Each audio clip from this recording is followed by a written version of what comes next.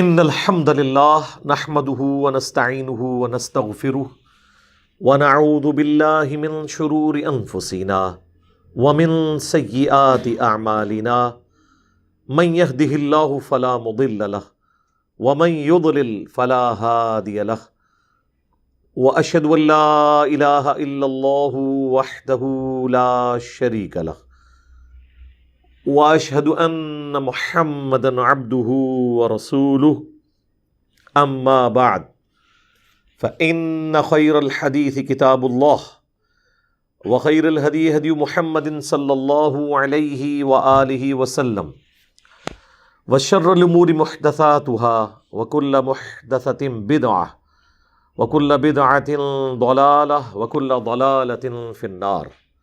اعوذ بالله السميع العليم من الشیطان الرجیم من ہمزہ ونفخہ ونفثہ بسم اللہ الرحمن الرحیم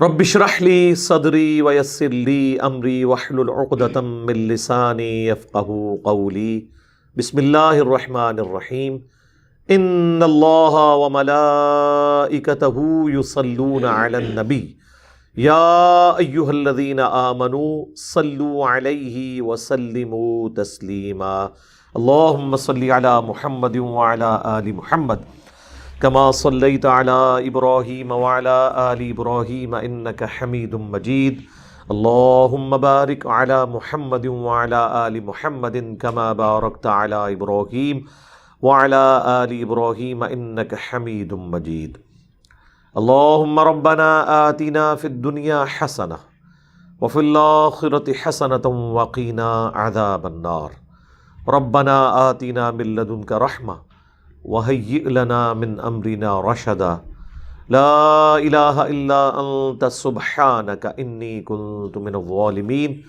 حسبنا اللہ ونعم الوکیل یا حی یا قیوم برحمتک استغیث ولا حول ولا قوة الا باللہ العلی العظیم آمین. الحمدللہ آج 19 دسمبر 2021 کو سنڈے کے دن قرآن کلاس نمبر 105 میں ہم سورۃ الانعام کی آیت نمبر 11 سے آنورڈ سٹارٹ کریں گے. پچھلی دفعہ میں نے کافی ڈیٹیل گفتگو کی تھی، اسی لیے صرف 10 آیات کور ہوئی تھی، اور ٹاپک کی کنکلوژن ہوئی تھی اس بات کے اوپر آیت نمبر 10 میں کہ جس چیز کا یہ لوگ مذاق اڑا رہے ہیں ان سے پہلے لوگوں نے بھی انبیاء کا مذاق اڑایا، اور پھر انہی خبروں نے انہیں آ گھیرا جس کا وہ مذاق کیا کرتے تھے، یعنی اللہ کا عذاب استیصال آ گیا. اب وہی ٹاپک آگے چل رہا ہے. اعوذ باللہ من الشیطان الرجیم بسم اللہ الرحمن الرحیم قل سیروا فی الارض، اے نبی ان سے فرماؤ کہ زمین میں سیر کر کے دیکھو، ثم انظروا کیف کان عاقبۃ المکذبین، اور پھر دیکھو کہ کیا انجام ہوا جھٹلانے والوں کا، یعنی اگلے انبیاء کی جو قومیں ہلاک کی گئیں ان کے کھنڈرات سے گزرو اور وہاں سے عبرت حاصل کرو. چونکہ عرب کے لوگ تجارت کے لیے شام جایا کرتے تھے، وہ ان جگہوں سے گزرتے تھے جہاں پر اگلی امتوں کی برباد بستیاں موجود تھیں کھنڈرات کی شکل میں. یہی وہ آیت کا ٹکڑا ہے. یہ قرآن میں کئی جگہ یہ ٹاپک آیا. اکثر لوگ جو یہ سیر سپاٹے کے لیے نکل جاتے ہیں نا تو کہتے ہیں جی قرآن میں حکم ہے سیروا فی الارض، اور پائی اگے بھی پڑھو. سیروا فی الارض کا مطلب یہ نہیں ہے کہ وہاں جا کے آپ نے جو ہے وہ مرد و عورت کا بےہودہ اختلاط کرنا ہے اور اس قسم کی جو ہے وہ ہلڑ بازی کرنی ہے، بلکہ یہ ہے کہ عبرت حاصل کرنی ہے. تو آپ سیروا فی الارض ضرور کریں. اللہ تعالیٰ کی قدرت کے جو نظارے ہیں وہ دیکھیں، کھنڈرات کو دیکھیں اور عبرت حاصل کریں کہ آپ سے پہلے یہ لوگ دنیا میں آباد تھے، آج ان کا نام لیوا بھی کوئی نہیں ہے. کھنڈرات ہیں، ان کے برتن بھی ٹوٹ گئے، قبروں تک کے آثار موجود نہیں ہیں. آپ یہ قلعے جتنے بھی دیکھیں، جہلم میں بھی قلعہ روہتاس موجود ہے کھنڈرات کی شکل میں. پوری دنیا میں ایسے کھنڈرات موجود ہیں. تو اسلام یہ کہتا ہے کہ آپ کی ہر چیز آخرت اورینٹڈ ہونی چاہیے، یعنی آپ نظر سے کوئی منظر بھی دیکھتے ہیں تو اس سے آپ اللہ کی طرف جائیں. پہاڑ دیکھتے ہیں، درخت دیکھتے ہیں، خوبصورت مناظر دیکھتے ہیں تو کریشن کو دیکھ کر کریٹر تک پہنچے، اور اسی طریقے سے جو کھنڈرات ہیں ان کو دیکھ کر عبرت حاصل کریں کہ موت وہ اٹل حقیقت ہے جس سے کوئی جان نہیں چھڑا سکتا۔ بڑی بڑی قومیں جو اپنے زمانے میں بڑی تمدن کی امام تھیں، یہ پیرامڈز جو ہیں گیزا کے مصر میں، اہرام مصر دیکھ لیں، آج ان کا نام لیوا کوئی نہیں ہے، ان کے کھنڈرات موجود ہیں۔ تو اے نبی ان سے فرماؤ زمین میں گھومو پھرو، پھر دیکھو کہ کیا انجام ہوا جھٹلانے والوں کا۔ قل لمن ما فی السماوات والارض، اے نبی ان سے فرمائیں پوچھنے کے انداز میں کہ آسمانوں اور زمین میں جو کچھ ہے اس کا مالک کون ہے، یہ کس کا ہے؟ قل اللہ، پھر خود ہی ان سے فرمائیے کہ سب کا مالک اللہ ہے۔ کتب علی نفسہ الرحمہ، اس نے اپنے اوپر لازم کر لیا ہے کہ وہ رحم کی روش اختیار کرے گا، ہر حال میں رحم کرے گا، یعنی رحم والا جو ایلیمنٹ ہے یہ غالب ہے۔ بخاری اور مسلم دونوں میں حدیث ہے، اللہ تعالیٰ نے مخلوقات کی پیدائش سے پہلے اپنے پاس عرش پہ یہ عبارت لکھ لی تھی کہ میری رحمت میرے غضب پر سبقت لے جانے والی ہے، یعنی ڈومیننٹ پہلو اللہ تعالیٰ کا رحمت والا ہے، اسی وجہ سے وہ ڈھیل بھی دیتا ہے، اسی وجہ سے اگر کوئی شخص توبہ کر لے تو نہ صرف اس کے گناہوں کو معاف کرتا ہے بلکہ سورۃ الفرقان میں آیا گناہوں کو نیکیوں سے بدل دیتا ہے، سورۃ الفرقان آیت نمبر 70۔ تو یہ اس کی رحمت ہے، رحمت والا ایلیمنٹ اس کا غالب ہے۔ لیکن انڈیا، پاکستان، بنگلہ دیش میں جو صوفیاء کے زیر اثر آپ کو بتایا گیا رحمت کا کانسیپٹ، وہ بالکل غلط ہے۔ اس رحمت کا کانسیپٹ تو یہ ہے کہ کام چک کے رکھو، ایک رحمت کا چھینٹا آئے گا اور سب کچھ معاف ہو جائے گا۔ اس طرح کی رحمت قرآن و حدیث میں کہیں موجود نہیں ہے۔ قرآن و حدیث میں ہے کہ اللہ تعالیٰ جو ڈھیل دیتا ہے یہ اس کی رحمت ہے، فوراً گرفت نہیں کرتا، یہ اس کی رحمت ہے۔ دیکھ لیں خالد ابن ولید نبی علیہ السلام کے اعلان نبوت کے 19 سال کے بعد مسلمان ہوئے، تو 19 سال میں مر بھی سکتے تھے نا، ڈھیل ملی۔ آج ہم رضی اللہ عنہ کہتے ہیں، ان کے لیے دل میں اچھے جذبات رکھتے ہیں، تو وہ اللہ کی رحمت تھی کہ ایگزیکیوشن فوراً نہیں اللہ نے کی۔ 13 سالہ مکی دور میں دھمکیاں دھمکیاں دھمکیاں، اینڈ رزلٹ کیا ہوا؟ فتح مکہ پہ لوگ مسلمان ہو گئے۔ عذاب استحصال اس طرح کا نہیں آیا، ٹھیک ہے غزوہ بدر میں آیا، احد میں آیا، خندق میں آیا، لیکن جو بڑی فائنل قسط آنی تھی وہ تو ٹل گئی۔ یہ اللہ کی رحمت کا غلبہ ہوا نا۔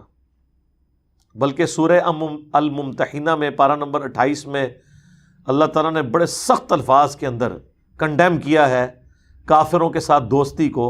اس وقت مسلمانوں نے ان سے دوستیاں بھی گانٹ رکھی تھی، بعض نے کمزوری ایمان کی وجہ سے کہ کل کو کوئی برا وقت آیا تو یہ ہمارا ساتھ دیں گے۔ اسی کانٹیکسٹ میں وہ ابن ابی بلتا جو بدری صحابی تھے، انہوں نے نبی علیہ السلام کی مخبری بھی کر دی، بخاری مسلم میں آتا ہے۔ حضرت علی کو پیچھے بھیجا، انہوں نے جا کے خط ریٹریو کیا اس عورت سے۔ حضرت عمر نے کہا یا رسول اللہ اجازت دیں اس منافق کا گلا کاٹ دوں۔ آپ نے فرمایا چھوڑ دو، اللہ نے بدری صاحب کی اگلی پچھلی غلطیاں معاف کر دی ہیں۔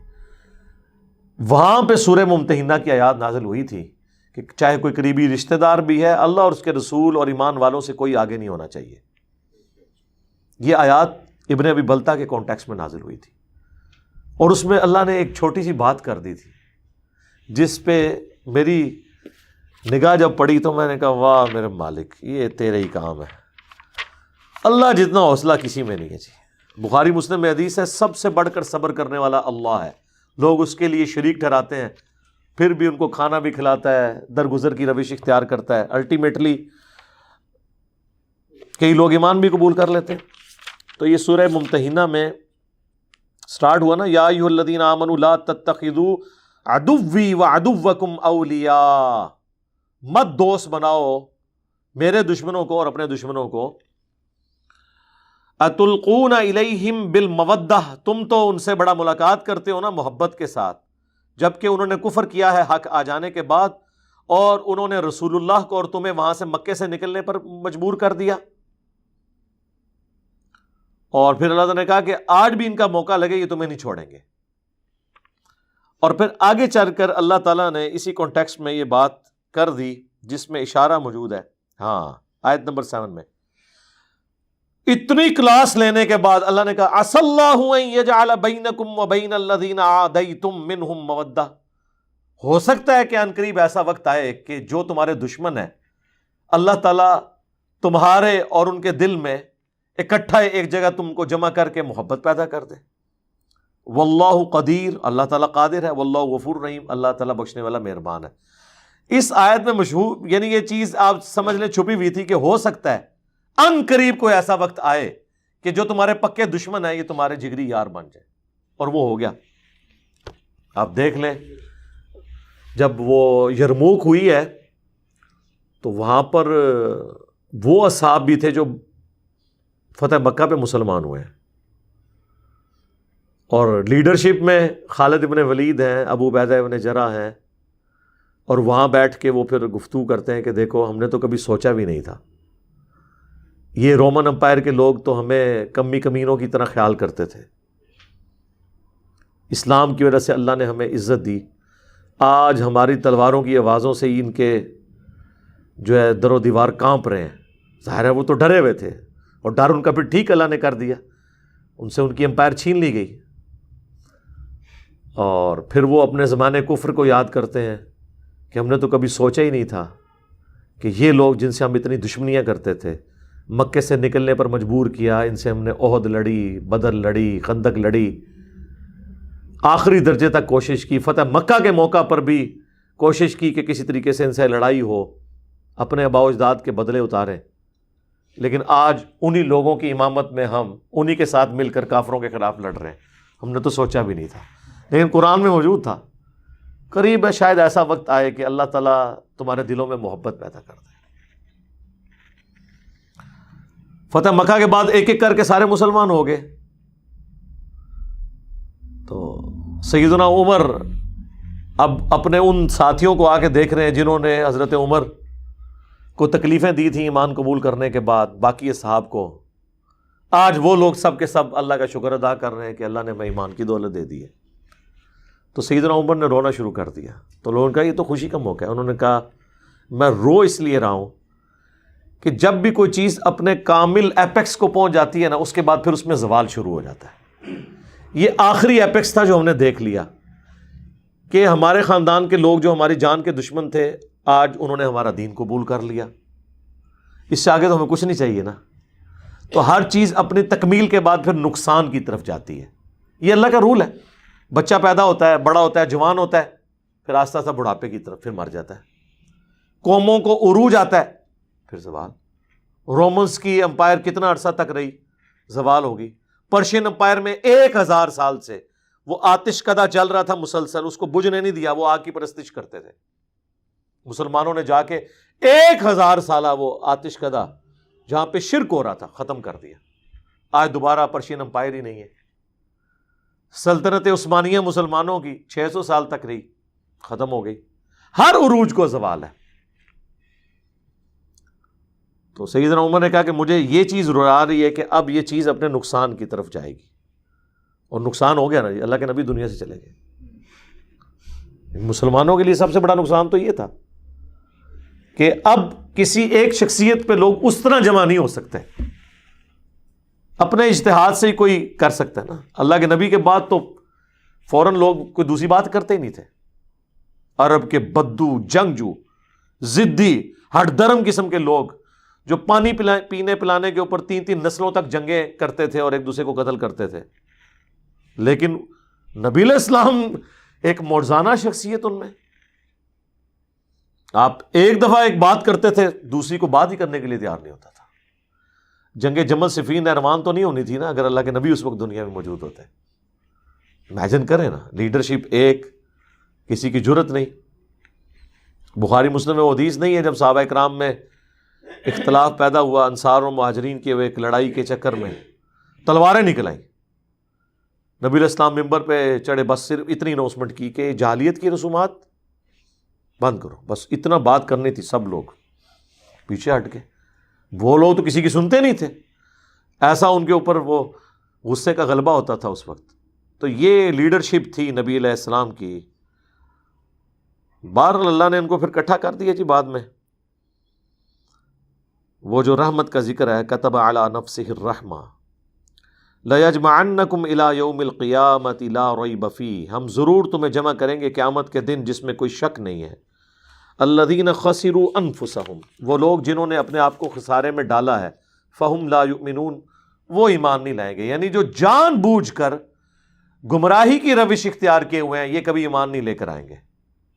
جس کو کہا جاتا ہے نا کہ جو سویا ہوا ہے وہ تو جاگ سکتا ہے، جو آنکھیں بند کر کے لیٹا ہے وہ کبھی بھی نہیں جاگے گا، اس کی نیت ہی نہیں جاگنے کی۔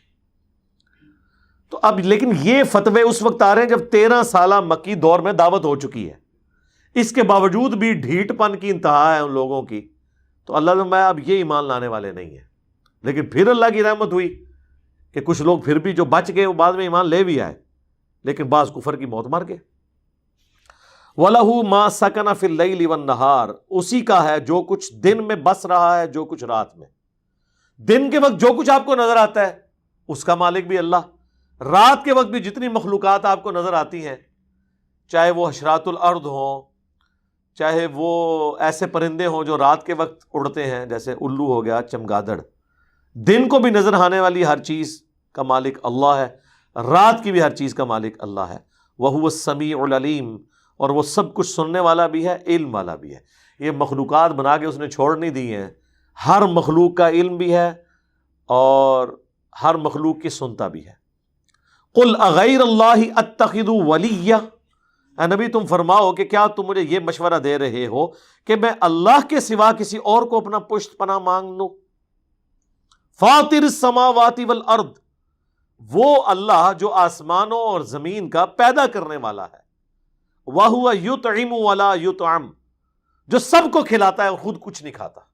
اوئے ہوئے ہوئے، سب کو کھلاتا ہے اور خود کھانے کا محتاج نہیں ہے۔ سر اگر یہ کوالٹی کسی میں ہے نا تو وہ مشکل کشا ہو سکتا ہے آپ کا۔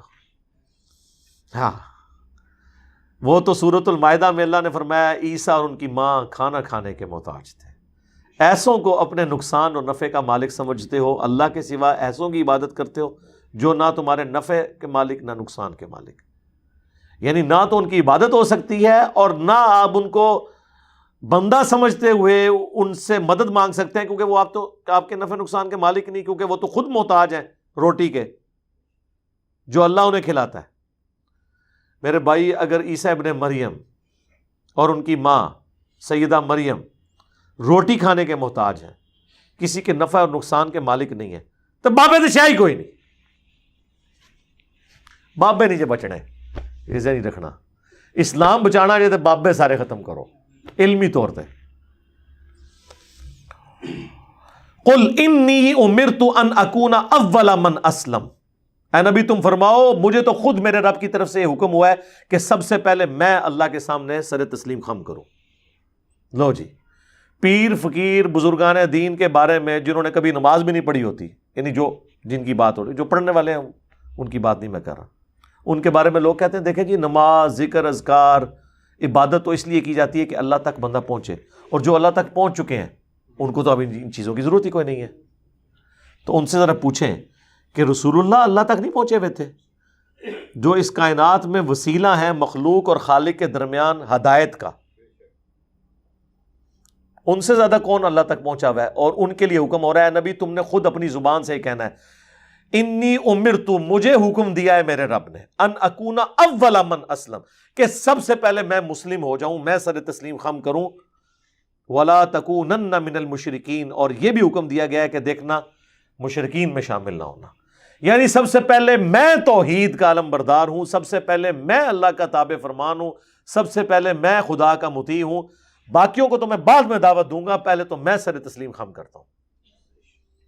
اب مجھے بتائیں، اگر اللہ کے نبی کو یہ حکم دیا جا رہا ہے کہ آپ نے یہ کہنا ہے کہ میں نے شریعت کی پابندی کرنی ہے، میں نے اللہ کے سامنے سر جھکانا ہے، میں نے اللہ کے ایک ایک حکم کی پیروی کرنی ہے، تو باب دشائی کوئی نہیں، کوئی شے نہیں۔ قل انی اخاف ان عصیت ربی عذاب یوم عظیم، آ گئی جی وہ آیت جڑی میرا ہے میں رٹا چھڑی تو سورۃ الانعام میں ہے، سورہ یونس میں ہے، سورہ الزمر میں ہے، 3 دفعہ یہ آیت ہے۔ اے نبی تم فرماؤ بے شک میں تو خود خوف رکھتا ہوں اس بات کا کہ اگر میں نے بھی اپنے رب کی نافرمانی کی تو بڑے دن کا عذاب مجھے بھی آ پکڑے گا. اچھا آپ کیا سمجھ رہے ہیں یہ نبی علیہ السلام جو یہ مذاق کے طور پہ باتیں کر رہے ہیں؟ مطلب مجھے تو یہی لگ رہا ہے، یعنی جو ایٹیچیوڈ ہے یہاں پہ لوگوں کا، کوئی کہہ دے گا جی ایویں بس تو آرزی دے طور تے سانو تعلیم کرنے واسطے تے تسی تعلیم تے کوئی نہیں پکڑی، تواڈے بابے نے تے کوئی تعلیم نہیں پکڑی، نہ وہ نماز پڑھ دے جے نہ وہ دین دے اوتے چل دے جے، وہ تو اپنی عبادت کرواتے ہیں، وہ تو کہتے ہیں آپ ہمارے مرید ہو جائیں ہم جنت میں لے جائیں گے. ادھر تو میرے بھائی یہ سنگولر کے سیگے ہیں کہ نبی تم فرماؤ مجھے تو حکم ہوا ہے کہ سب سے پہلے میں اللہ کا تابع فرمان بنوں، میں شرک نہ کروں. میں خود اس بات سے ڈرتا ہوں کہ اگر میں نے اللہ کی نافرمانی کی تو اللہ کا عذاب قیامت کے دن کا بڑا عذاب مجھے آ پکڑے گا.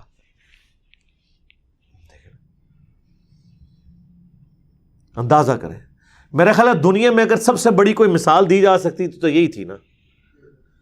یعنی اللہ کی مخلوقات میں کوئی رسول اللہ سے بڑھ کر ہے کہ ہم جس کی مثال پیش کریں اور ان کو یہ یقین آئے کہ باب تشائی کوئی نہیں.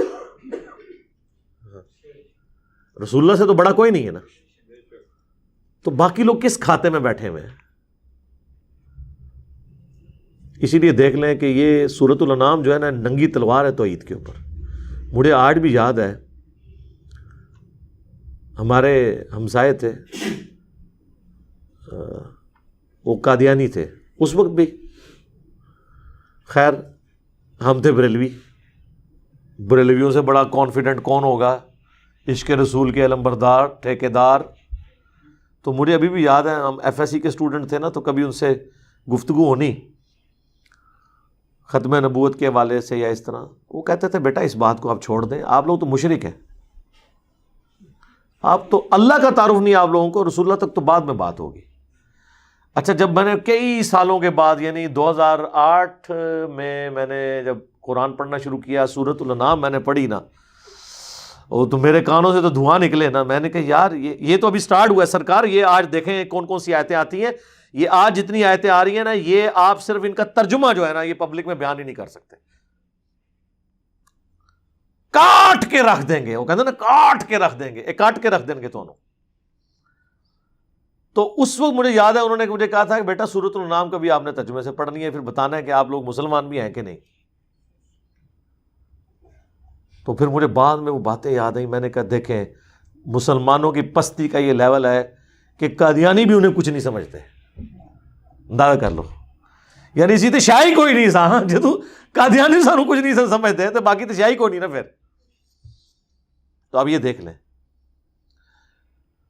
من یصرف عنہ یومئذ فقد رحمہ، جو اس دن عذاب سے بچا لیا گیا تو یقیناً اسی پہ اللہ نے رحم کیا. وذالک الفوز المبین، اور یہی ہے کھلی کامیابی. اللہم اجعلنا منہم، آمین. دیکھیں کس لیول تک. لو اگلی ایک اور خوراک لو. وَإِن يَمْسَسْكَ اللَّهُ بِضُرٍّ فَلَا كَاشِفَ لَهُ إِلَّا هُوَ، اگر اللہ کسی کو پکڑ لے تکلیف کے اندر تو اس تکلیف کو کوئی نہیں چھڑا سکتا سوائے اس اللہ کے، یا سوائے عبد القادر جیلانی کے بقول بابوں کے. او جی وہ مصیبت آئی پھیر دیں نے کسی اور تے سٹ دیں نے 11ویں دیا کرو. قرآن تو کہہ رہے نہیں، جب اللہ پکڑ لے کوئی نہیں چھڑا سکتا، کوئی پیغمبر، کوئی فرشتہ، کوئی جن، کوئی بابا سوائے اس کے. اور ظاہر ہے یہ تکلیف دور کرنا یہ اللہ کی کوالٹی ہے، یہ اس کے ساتھ خاص ہے. سورہ نمل کی آیت نمبر 62 ہے. میرے خیال ہے وہ ایک سمجھ لیں جسے وہ تاش کی لینگویج میں کہتے ہیں نا یکا، وہ ہے وہ آیت.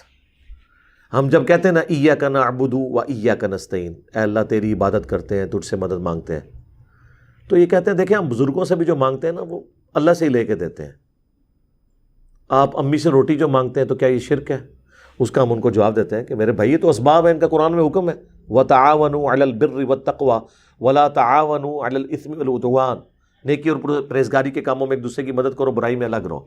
وہ کہتے ہیں ٹھیک ہے لیکن اب دیکھیں جو بزرگان دین ہیں وہ بھی اللہ سے ہی لے کے دے رہے ہوتے ہیں، پیچھے اللہ ہی ہوتا ہے. اللہ نو پیچھے کر دو، ہاں کر دو پیچھے.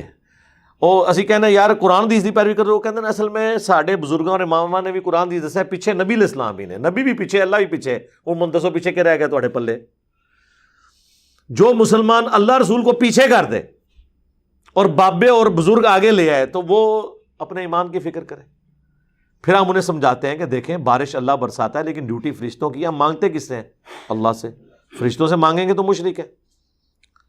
وہ کہتے ہیں یہ ساری باتیں آپ کی ٹھیک ہیں لیکن قرآن میں یہ تو آیا کہ اللہ ہی سے مانگتے ہیں, یہ تو نہیں آیا کہ کسی اور سے نہیں مانگتے. ہوں دیکھو ذرا اندازہ کرو. تو ہم نے کہا یہ بھی آیا ہوا ہے سورہ نمل کی آیت نمبر 62, توحید کی فیلڈ میں یکا, جس طرح آپ وہ کہتے ہیں نا تاش کی لینگویج میں, امن یجیب المضطر اذا دعا, بھلا بتاؤ تو کون ہے جو مصیبت میں گھرے ہوئے شخص کی فریاد کو سنتا ہے, وَيَكْشِفُ السُّوءَ, اور اس کی تکلیف اس سے دور کر دیتا ہے, وَيَجْعَلُكُمْ خُلَفَاءَ الْأَرْضِ, اور تمہیں خلیفہ کرتا ہے اگلوں کا زمین پر. یعنی جب تمہارے آباء و اجداد مرتے ہیں تو تمہارے مرنے کے بعد تمہاری اولاد, سب ایک ایک کر کے مر رہے ہیں, اللہ جو ہے وہ زندہ ہے, ایک ایک کر کے وہ آنے والی نسلوں کو زمین کا مالک بناتا جاتا ہے. اصل مالک کون ہے؟ اللہ. اِلَٰهٌ مَّعَ اللَّهِ, کیا اللہ کے ساتھ کوئی اور الہ بھی ہے جس کی یہ کوالٹیز ہوں؟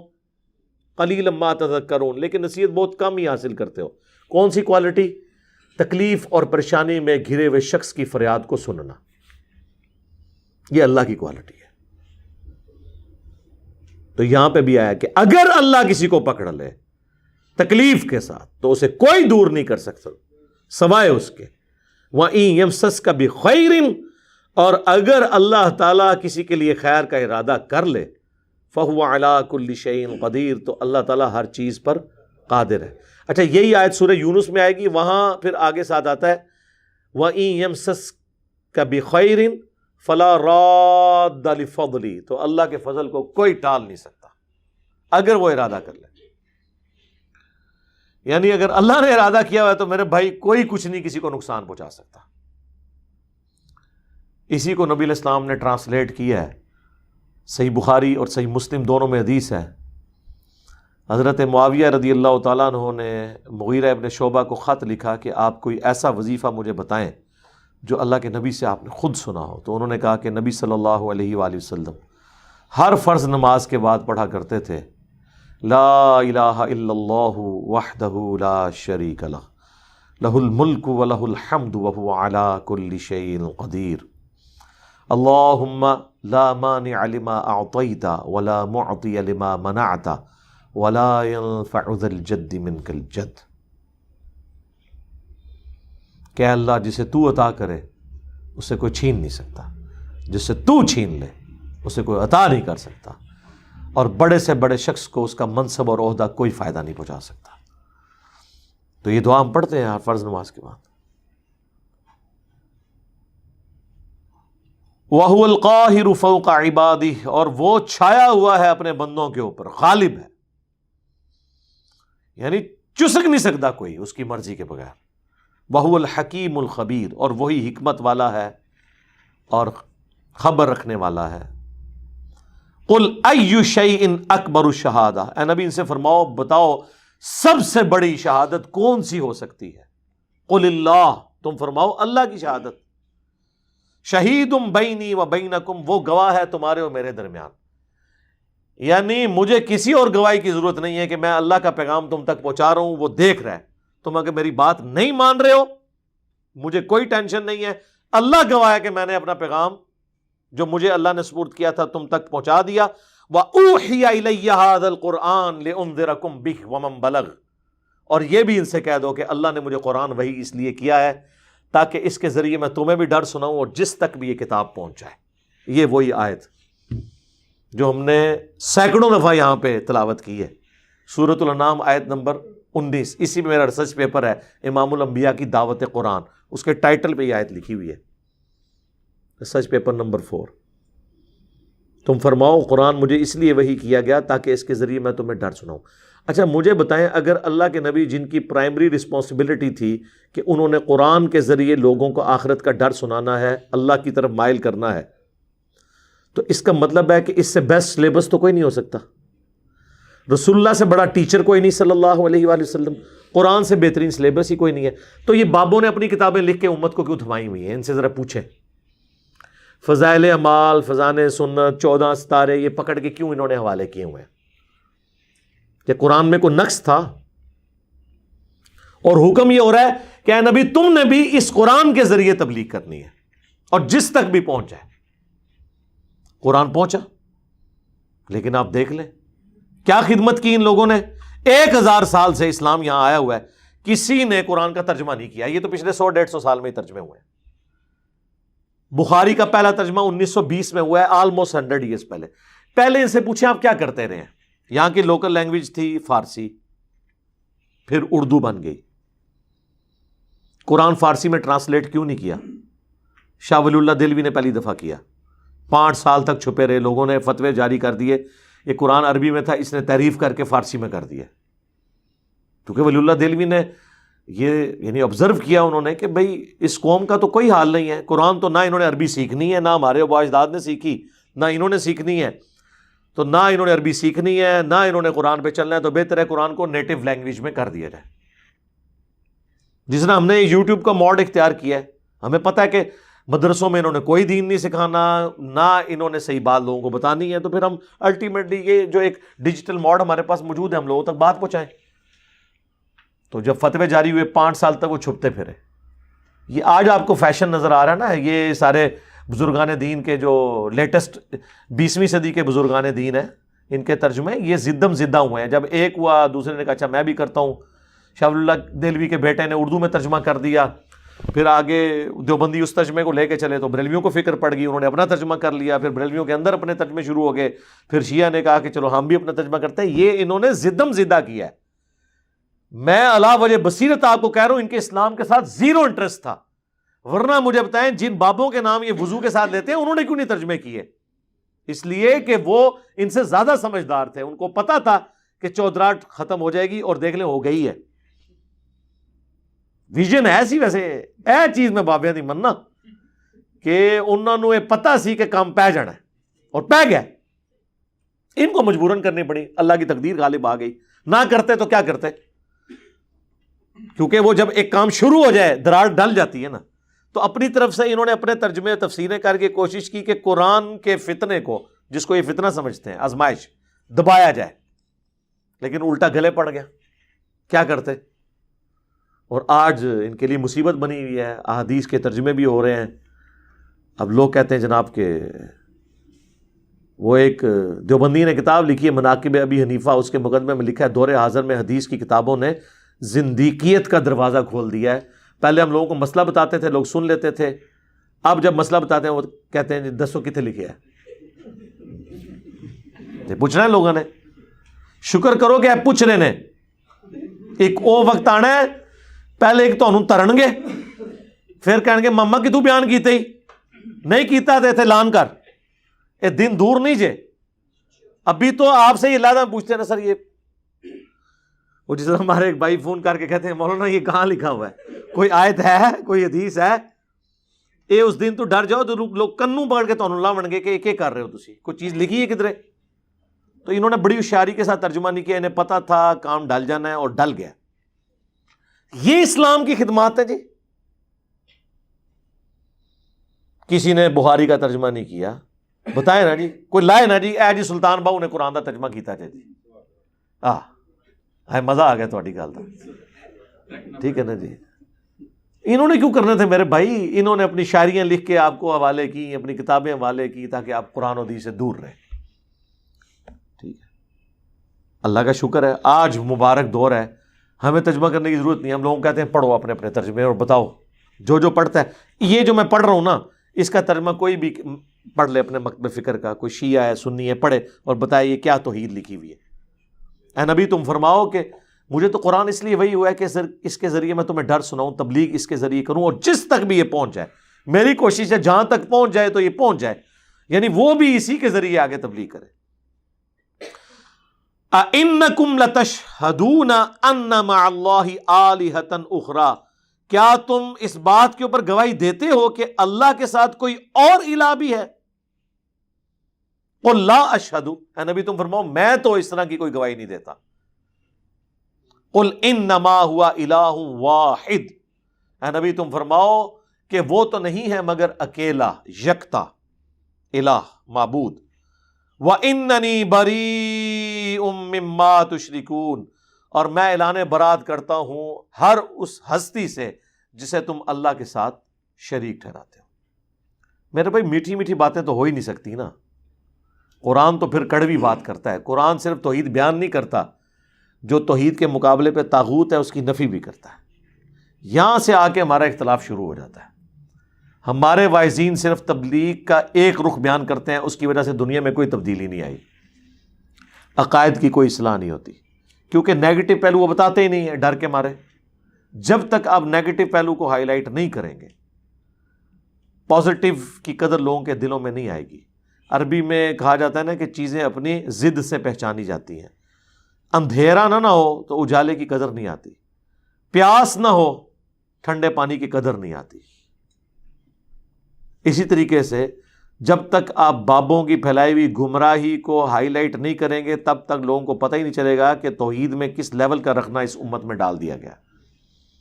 اور یہ کتاب بھی صرف اس لیے محفوظ ہے کہ اللہ نے گارنٹی لی ہے، ورنہ انہوں نے کتاب کے ساتھ بھی کام ڈال دینا تھا. اتنا کام تو ضرور ڈال دیا ہے کہ قرآن کی تفسیر کرتے ہوئے قرآن کے بالکل اپوزٹ تفسیر کر دی ہے. پہلے صفحے سے ہی تعریف شروع کر دی ہے. ایاک نعبد و ایاک نستعین، ترجمہ سب نے یہ کیا ہے، تیری عبادت کرتے ہیں، تجھی سے مدد مانگتے ہیں، تجھی سے دعا مانگتے ہیں. آگے چھوٹا سا حاشیہ لگا ہوگا، یہ جو بزرگان دین کو پکارا جاتا ہے، اولیاء اللہ سے مدد مانگی جاتی ہے، یہ بھی اللہ ہی سے ہوتی ہے. یعنی وہ اللہ کو بتانا چاہ رہے ہیں کہ تو نے ادھوری بات کی تھی، ہم نے کمپلیٹ کر دی ہے. ہاں، تفسیر عثمانی دیوبندیوں کی سب سے مشہور تفسیر، محمود الحسن دیوبندی، دیوبند کے آپ سمجھ لیں بڑوں میں سے، انہوں نے ترجمہ لکھا تھا. اس کے اوپر حاشیہ بعد میں لکھا شبیر احمد عثمانی نے، جنہوں نے محمد علی جناح کا جنازہ پڑھایا تھا. تقی عثمانی صاحب کے ابا جی کے استاد مفتی شفیع صاحب کے. اور تفسیر کیا لکھ رہے ہیں ایاک نستعین کی، کہ یہ بزرگوں سے جو مدد مانگی جاتی ہے نا، یہ اللہ کے اذن سے ہی ان کے بارے میں. اسی وجہ سے سعودیہ والوں نے پھر اس پہ پابندی لگائی تھی کہ یار یہ کیا ہے، کہ یہ کیا ہو رہا ہے. وہ پریشان ہو گئے کہ یہ کیا ہو رہا ہے، پابندی لگا دی انہوں نے. الذین آتیناہم الکتاب، وہ لوگ جنہیں کتاب دی گئی ہے، یعرفونہ کما یعرفون ابناءہم، وہ رسول اللہ کو اس طرح پہچانتے ہیں جس طرح اپنے بیٹوں کو. یعنی یہودیوں کے بارے میں جنہیں کتاب دی گئی تھی، ان کی کتابوں میں نبی علیہ السلام کی پروفیسیز موجود تھیں. میں نے قرآن کے تعارف میں بھی تورات اور انجیل کی آیات ٹیمپرڈ فارم میں بھی آج جو موجود ہے بائبل، وہ پیش کی تھی کہ نبی علیہ السلام کے بارے میں پروفیسیز موجود ہیں. اور اللہ نے اس کو بیان کیا، یہ اس طرح پہچانتے ہیں جس طرح اپنی اولاد کو پہچانا جاتا ہے، کہ یہ وہی پیغمبر آخر الزماں ہیں جن کی پروفیسیز ہماری کتابوں میں موجود تھی. لیکن پھر کیا ہوا، الذین خسروا انفسہم فہم لا یؤمنون، جن لوگوں نے اپنے آپ کو خود خسارے میں ڈالا ہوا ہے تو وہ اب کبھی ایمان نہیں لے کے آئیں گے. یعنی انہوں نے طے کر لیا اپنے بات نہیں ماننی، دیٹس آل. تو اللہ نے انہیں زبردستی کیوں ہدایت دینی ہے؟ سوئے ہوئے شخص کو تو جگایا جا سکتا ہے، جو آنکھیں بند کر کے لیٹا ہوا ہے اس کو جگانے کی کیا ضرورت ہے؟ اللہ غیرت مند ہے.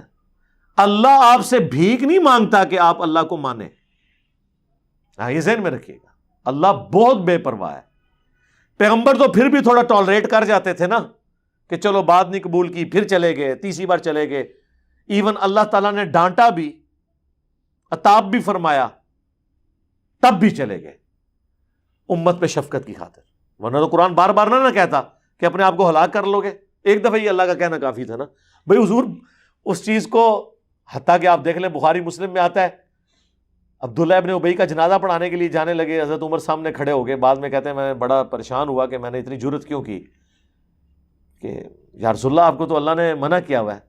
حضور نے وہاں بھی تعویل کر لی کہ بھئی حضور، اللہ نے مجھے کہا ہے کہ چاہے تم ان کے لیے مغفرت مانگو یا نہ مانگو، میں انہیں بخشوں گا نہیں. تو اللہ نے کہا کہ مانگو یا نہ مانگو تو میں ٹرائی مار کے دیکھ لیتا ہوں. شفقت کا پہلو تھا. ادروائز جو حضرت عمر سمجھے تھے وہ صحیح تھا. عربی لنگوسٹک میں یہی کہا جاتا ہے کر لے جو کچھ کرنا ہے، میں نہیں من نہیں، تو اس کا مطلب یہ ہوتا ہے کہ کرنے کی ضرورت نہیں. لیکن حضور اس کی بھی پلی لی. پھر اللہ نے اس سے بھی واضح الفاظ میں کہا کہ نہ تو آپ نے کسی منافق کا جنازہ پڑھنا ہے، نہ اس کی قبر پہ کھڑا ہونا ہے. یہ بار بار حضور کی شفقت کا پہلو تھا. رحمت للعالمین ہونے صفت رحمت غالب ہوتی تھی. اللہ تعالیٰ بھی رحم فرمانے والا ہے، لیکن اللہ کی جو بے پرواہی والی صفت ہے نا، یہ سب سے بڑی الارمنگ چیز ہے انسان کے لیے، جس سے ہر وقت ڈرنا چاہیے. اللہم من احییتہ منا فاحیہ علی الاسلام ومن توفیتہ منا فتوفہ علی الایمان آمین. ومن اظلم ممن افترا علی اللہ کذبا، اس سے بڑھ کر ظالم کون ہو سکتا ہے جو اللہ پر جھوٹ باندھے، یعنی وہ پیغمبر نہ ہو اور وہ یہ کلیم کرے کہ میں اللہ کا پیغمبر ہوں، مجھ پہ وہی نازل ہوتی ہے. اس سے بڑا ظالم شخص کوئی نہیں ہو سکتا روئے عرض پہ. اب یہ بات سمجھانے کے لیے ہو رہی ہے، یعنی یہودیوں سے، کافروں سے کہا جا رہا ہے کہ بالفرض اگر رسول اللہ نے اللہ پہ جھوٹ باندھا ہے تو سب سے بڑی ظالم پھر آپ کی شخصیت ہوگی، لیکن ایسا ہے نہیں ہے. او کذب بآیاتی، لیکن یہ بات یاد رکھنا کہ اگر یہ اللہ کے پیغمبر ہیں تو پھر سب سے بڑا ظالم کون ہوگا؟ جو اللہ کی آیات کو جھٹلائے گا. اور دوسری بات ہی درست ہے رسول اللہ کے کیس میں، یعنی اللہ تعالیٰ نے نبی علیہ السلام کو سینٹرڈ کر کے اس گناہ کی سنگینی بتائی کہ اس پلانٹ ارتھ پہ سب سے بڑا جرم یہ ہے کہ کوئی دعوی نبوت کرے اور وہ اللہ کا پیغمبر نہ ہو. یہ کتنا بڑا جرم ہے، اللہ پہ جھوٹ باندھ رہا ہے. اور اس کو وائس ورسا کر لو کہ اگر وہ پیغمبر ہے اور تم اسے نہیں مان رہے ہو تو یہ بھی اسی لیول کا بڑا جرم ہے. اِنَّهُ لَا يُفْلِحُ الظَّالِمُونَ، بے شک جو ظالم لوگ ہیں، جو ہٹ دھرمی پہ اترے ہوئے ہیں، حق بات سے اناد کرنے والے ہیں، وہ کبھی بھی فلاح نہیں پائیں گے. وَيَوْمَ نَحْشُرُهُمْ جَمِيعًا، اور قیامت کے دن ان سب لوگوں کو ہم اکٹھا کریں گے. ثُمَّ نَقُولُ لِلَّذِينَ أَشْرَكُوا، پھر ہم کہیں گے ان سے جو شرک کیا کرتے تھے، أَيْنَ شُرَكَاؤُكُمُ الَّذِينَ كُنْتُمْ تَزْعُمُونَ، کہاں ہیں بھئی تمہارے شریک جن کے بارے میں تمہیں بڑا زوم تھا تمہیں بچا لیں گے اللہ کے مقابلے پر. یہ آیات آپ پیش کریں، کہیں گے جی یار بتوں کے بارے نے جی، اچھا جی بتوں کے بارے میں جو یقین رکھے کہ وہ اللہ کے مقابلے پہ چھڑا لیں گے وہ تو ہیں کافر. اور جو پیغمبروں کے بارے میں، فرشتوں کے بارے میں، جنات کے بارے میں، مرے ہوئے لوگوں کے بارے میں یقین رکھے کہ وہ دھونس سے اللہ سے چھڑا لیں گے، وہ مومن کامل ہو جائیں گے. وہ ان سے بڑے مجرم ہوں گے کہ اللہ کو مان کر بھی شرک کر رہے ہیں.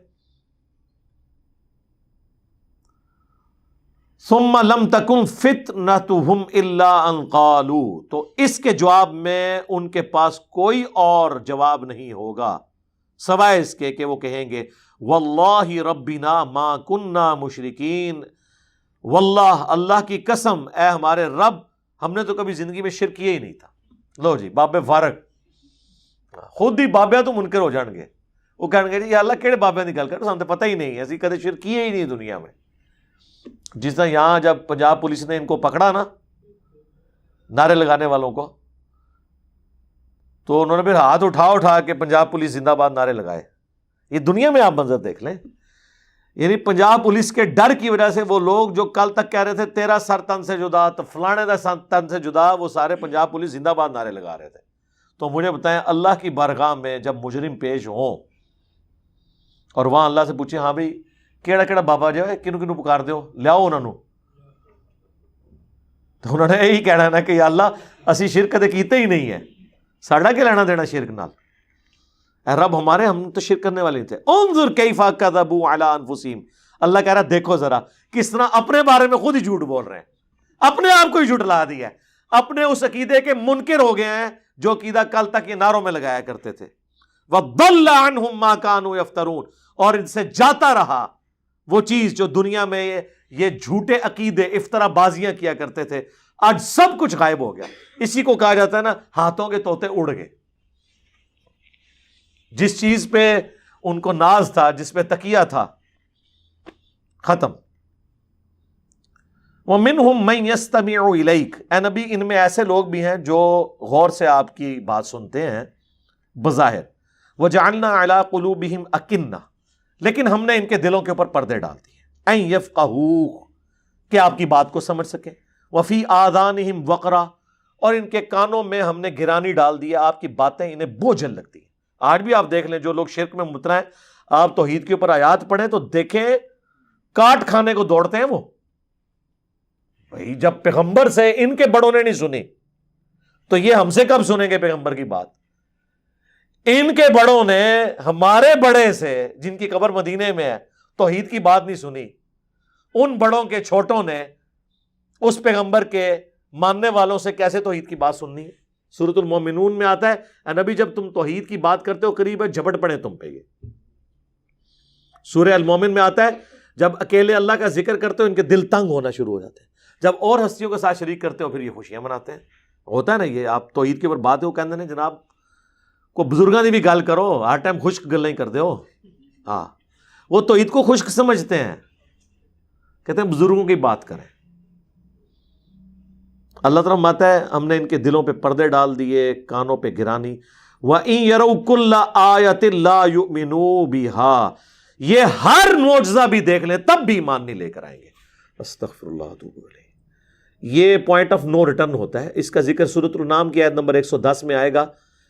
اللہ یہ ٹروتھ ریویل کرے گا کہ ایسا ہوتا کیوں ہے کہ پیغمبر بات کر رہا ہے اور اللہ تعالیٰ کہہ رہا ہے کہ پیغمبر کی بات اور ان کے دلوں کے درمیان میں نے ایک پردہ ڈال دیا ہے، پیغمبر کی بات بھی نہ سمجھ آئے۔ لو جی، یہ تو کہتے ہیں بابے نگاہ مار کے ہدایت دے دیتے ہیں، اور اللہ تعالیٰ ہمارا پیغمبر بھی قرآن پڑھے گا انہیں ہدایت نہیں ملے گی کیونکہ ہم نے مور لگا دی ہے۔ کیوں؟ وہ سورۃ الانعام کی آیت نمبر 110 میں آئے گا کہ جب پہلی دفعہ ان پہ حق کھلا تھا نا، انہوں نے حق کو پہچانے کے باوجود ضد اور ہٹ درمی کی، اس کے سبب اللہ نے ان پر مور لگا دی ہے۔ اس لیے اللہ کی مور سے ڈرنا چاہیے۔ ربنا لا تزغ قلوبنا بعد اذ ہدیتنا وہب لنا من لدنک رحمہ انک انت الوہاب، آمین۔ یہ ہر معجزہ، ہر نشانی دیکھ لیں تب بھی ایمان نہیں لائیں گے۔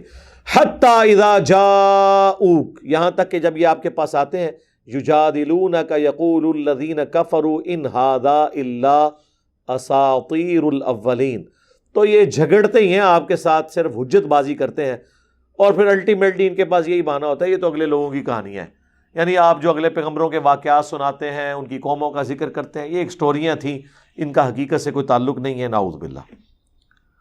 وَهُمْ يَنْهَوْنَ عَنْهُ، اور وہ روکتے ہیں لوگوں کو اس حق کی دعوت قبول کرنے سے، وَيَنْهَوْنَ عَنْهُ، اور خود بھی دور بھاگتے ہیں قرآن کی دعوت سے۔ وَإِن يُهْلِكُونَ إِلَّا أَنفُسَهُمْ وَمَا يَشْعُرُونَ، اتنی باتیں سن کے کسی کے دماغ میں یہ بھی آ سکتا تھا کہ اللہ کو بڑی ٹینشن ہوگی کہ لوگ ایمان نہیں قبول کر رہے۔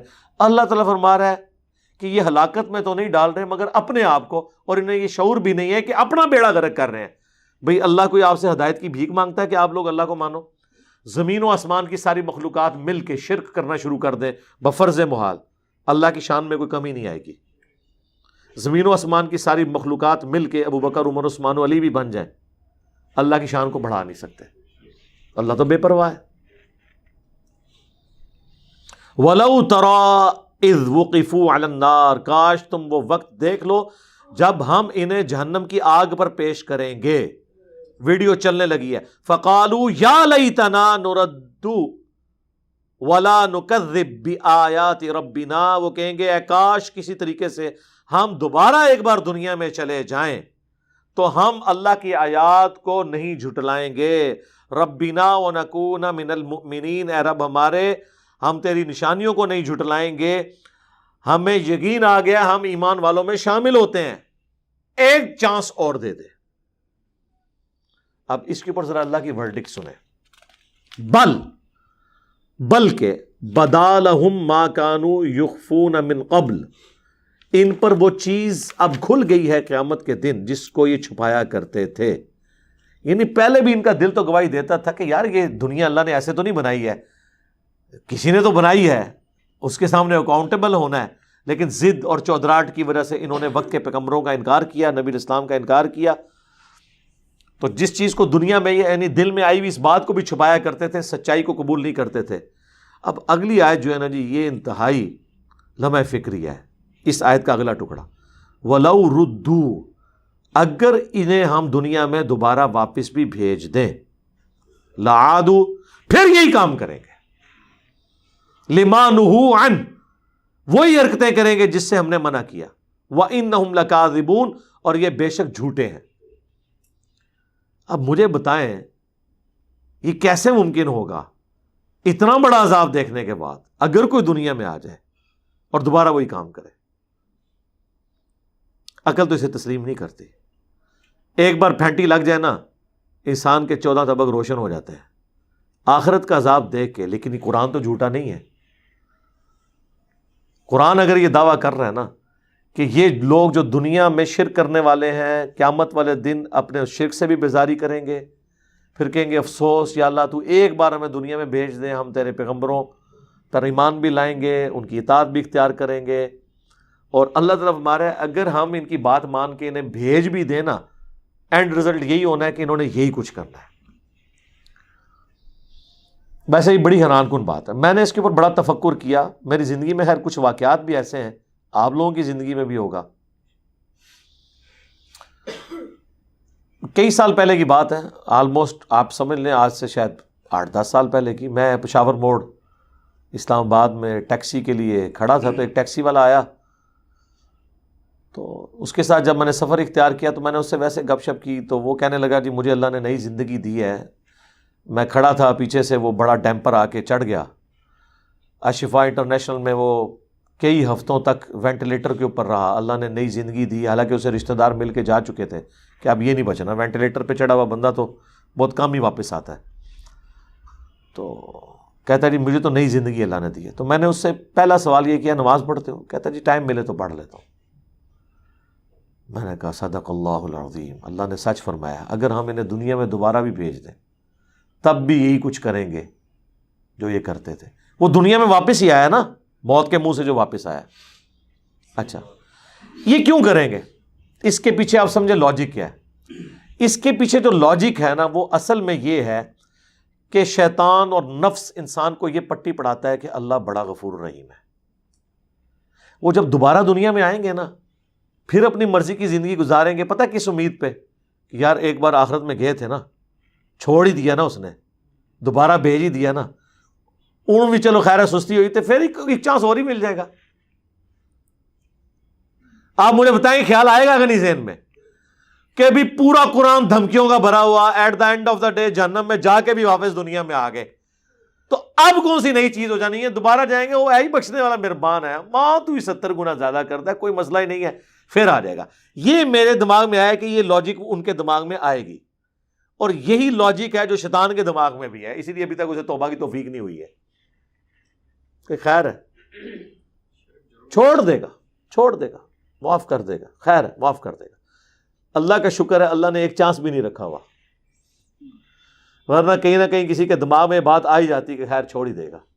اور دیکھیں اس کا احسان ہے کہ اس نے آپ کو مرنے سے پہلے جو سلیبس دیا ہے اس میں بتا بھی دیا ہے اور یہ بھی کہہ دیا ہے کہ جی یہ اس طرح کی تمنا کریں گے ہم انہیں دنیا میں واپس بھی نہیں بھیجیں گے، اگر بھیجیں گے پھر بھی یہ اعمال کریں گے. تو اللہ نے تو پہلے فلم چلا دی ہے، اب کسی کے دماغ میں وسوسہ بھی نہیں آنا چاہیے. لوگ کہتے ہیں جوا، سب سے بڑا جوا یہ زندگی ہے جی، پتہ نہیں کس وقت ختم ہو جائے، اور دوسرا چانس بھی کوئی نہیں. کوئی شخص یہ بھی نہیں کہہ سکتا جی سر میری 35 سال میں ڈیتھ ہوئی ہے، میں نے 38ویں سال میں ہے، میں نے پلان کیا تھا کہ میں نے 40 سال کی عمر میں جا کے نا اللہ کے راستے میں آنا، یا اللہ 5 سال ہی رہ گئے سن منو دے دینا. وہ ہمیں لگ رہا ہوتا ہے.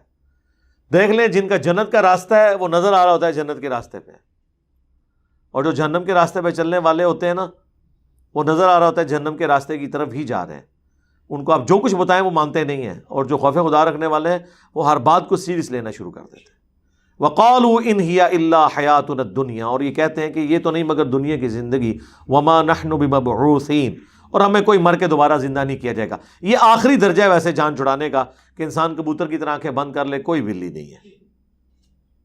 تو اس طرح کرنے سے اگر بلی غائب ہوتی تو مسئلے حل ہوتے، لیکن بلی تو غائب نہیں ہوگی. ہاں آپ آنکھیں بند کریں گے گردن مروڑ کے چلی جائے گی آپ کی. تو آخری حل یہی ہے، جو لوگ اپنی مرضی کی زندگی گزارنا چاہتے ہیں نا ان کے پاس آخری حل ہے ڈینائل آف گاڈ، خدا کا ہی انکار کر دو، آخرت کا ہی انکار کر دو، تاکہ یہ ہر وقت جو ٹینشن ہے دماغی ختم ہو جائے. تو اس طرح کرنے سے تو نہیں ہونی. وَلَوْ تَرَىٰ إِذْ وُقِفُوا عَلَىٰ رَبِّهِمْ، کاش تم وہ وقت دیکھ لو جب یہ اپنے رب کے حضور کھڑے کیے جائیں گے. قال الیس ھذا بالحق، اللہ فرمائے گا بتاؤ کیا یہ سچ نہیں ہے مرنے کے بعد جی اٹھنا؟ قالوا بلا وربنا، وہ کہیں گے کیوں نہیں، اور اے ہمارے رب تیری قسم کہ ایسا ہی ہے۔ قال فذوقوا العذاب بما کنتم تکفرون، تو اللہ فرمائے گا ٹھیک ہے چکھو پھر آپ اس عذاب کا مزہ۔ یہاں تک تو شاید ہم ایکسپیکٹ کر رہے تھے کہ اللہ تعالیٰ کہے گا کہ اچھا اب یقین آ گیا چلو ایک چانس اور لے لو، اور نیچے غلط کام کرنا نہ۔ اللہ فرما رہے ہیں ہاں پتہ چل گیا، وہ کہیں گے ہاں پتہ چل گیا، بھگتو پھر۔ اس رب کے بارے میں لوگ کہتے ہیں جی وہ جی 70 ماؤں سے زیادہ پیار کرنے والا ہے۔ جی ماں تو یہ کچھ نہیں کرتی اولاد کے ساتھ، اللہ صرف 70 ماہ سے زیادہ پیار کرنے والا اس کے حق میں ہے جو اللہ کی مان لے، اور جو اللہ کی نہ مانے اس کے لیے اللہ بے پرواہ ہے۔ بھائی ماں اس لیے پسیجتی ہے کہ ماں اپنے نفس سے مغلوب ہے، اپنے احساسات سے مغلوب ہے، اللہ کے کوئی احساس نہیں کہ جسے وہ مغلوب ہو جائے۔ ماں تو پوری زندگی اگر اولاد نے نافرمانی کی ہو نا اور جیل میں چلی جائے اولاد، وہی ماں جو ہے نا اس کو ضمانتیں کراتی پھرے گی۔ لیکن اللہ ایسا نہیں ہے۔ یہ جو کرسچنز نے لوگوں کا دماغ خراب کیا نا جی مسلمانوں کا خدا بڑا ظالم ہے۔ اچھا کرسچنز کو پتہ چل گیا ہے کہ خدا کا کنسیپٹ قرآن میں کیا ہے، مسلمانوں کو نہیں پتہ چلا۔ ذہن میں دیکھیں، وہ کہتے ہیں گاڈ از آل لونگ۔ دیکھو ہمارا گاڈ جو ہے وہ آل لونگ ہے، اتنا لونگ ہے کہ ایک عیسیٰ کو سولی چڑھا کے پوری انسانیت کے لیے جنت لکھ دی ہے۔ تو سر یہ پیکج کس کو نہیں قبول ہوگا؟ یعنی دوویں جانی مٹھے باؤ، ادھر بھی یاشی اگے بھی یاشی، لیکن یہ کبوتر کی طرح آنکھیں بند کرنی۔ وہ کہتے ہیں مسلمانوں کو خدا تو بڑا ڈاڈا ہے، وہ تو دھمکیاں لگاتا ہے۔ تو میں نے پھر کرسچنس کو یہ پھکی دی ہے الزامی جواب کہ چھوڑ دو، تم سچے ہو خدا کے کانسیپٹ میں یا ہم پریکٹیکلی خدا کی ایگزیکیوشنز کو چیک کر لیتے ہیں، خدا کے جو دنیا میں فیصلے ہیں ان کو چیک کر لیتے ہیں۔ کیا آپ یہ گوارا کریں گے کہ آپ کا دشمن ہی کیوں نہ ہو، اس کے 4 چھوٹے چھوٹے بچے ہوں اور بچپن میں اللہ تعالیٰ ان کی ماں کو موت دے دے؟ آپ دشمن کے لیے بھی گوارا نہیں کریں گے؟ کریں گے؟ تو خدا تو روزانہ ہزاروں ایسی عورتوں کو موت دیتا ہے جن کے چھوٹے چھوٹے بچے ہوتے ہیں، پھر وہ ستیلی ماؤں کے ہتھے چڑھتے ہیں، ان میں سے کئی جو ہیں وہ ڈان بن جاتے ہیں، برائیوں میں مبتلا ہو جاتے ہیں۔ اس کی ابتدا کہاں سے ہوتی ہے؟ اللہ کے اس ڈیسیژن سے جو ان کی ماں کو مار دیا جاتا ہے۔ تو اگر گاڈ آل لونگ ہے تو اسے پسیج جانا چاہیے، ایسے بچوں کی ماں کو موت نہیں دینی چاہیے، ایسوں کے باپ کو موت نہیں دینی چاہیے، لیکن خدا پسیجتا نہیں ہے کیونکہ اس کے احساسات نہیں ہیں۔ ذہن میں رکھیے گا، یہ مثالیں ماؤں والی غلط ہیں لوگ دیتے ہیں۔ جو اللہ محبت اس سے کرتا ہے، آپ کہیں گے کہ فرعون سے 70 ماؤں سے زیادہ محبت کرتا ہے جس نے مسلمانوں کو قتل کیا، سولی چڑھایا؟ اپنے نیک بندوں سے، اپنے ماننے والوں سے محبت کرتا ہے۔ دوسروں کے لیے ان کی محبت نہیں ہے، اللہ کی رحمت ہے کہ ڈھیل دے دے۔ محبت شبت کوئی نہیں، یہ سب فراڈ ہے جو لوگوں نے مشہور کیا ہوا ہے۔ اور اسی وجہ سے دیکھ لیں اس کا اینڈ رزلٹ یہ ہے، محبت کا راگ لاب لاب کے لوگوں نے اللہ کی ماننی چھوڑ دی ہے۔ اسی لیے دیکھ لیں دنیا میں سب سے نان پریکٹسنگ اگر کوئی ریلیجن کے ماننے والے لوگ ہیں نا تو وہ کرسچنز ہیں۔ ایسا بےہودہ عقیدہ ان کو دے دیا کہ عیسیٰ ابن مریم نے تمہارے گناہوں کا بوجھ اٹھا لیا، کم چک کے رکھو۔ اور آج کے تو وہ ایتھیسٹ ہو گئے، سیکولر ہو گئے، دین سے برگشتہ ہو گئے۔ اسلام جو بچا ہوا ہے نا وہ اپنی اس تعلیمات کی، حالانکہ کسر ادھر بھی نہیں بزرگان دین نے چھوڑی، ٹھیک ہے نا جی، کر کے سارا کچھ، لیکن پھر بھی کتاب محفوظ تھی۔ کوئی ہمارے جیسے 2-4 پاگل ہر زمانے میں رہے ہیں جو لوگوں کو بتاتے رہے بھائی اے خدا ہو نہیں جے، خدا کتاباں دا اور جے۔ اللہ کا شکر ہے، اللہ تعالیٰ سے دعا ہے جو حق بات میں نے کہی اللہ تعالیٰ ہمارے دلوں میں راسخ فرمائے، اگر جس بات میں میرے منہ سے غلط بات نکل گئی اللہ تعالیٰ ہمیں معاف کر دے، دلوں سے دھو بھی ڈالے۔ سبحانک اللہم و بحمدک، اشہد ان لا الہ الا انت، استغفرک و اتوب الیک، وما علینا الا البلاغ المبین۔ جزاکم اللہ خیرا، آمین۔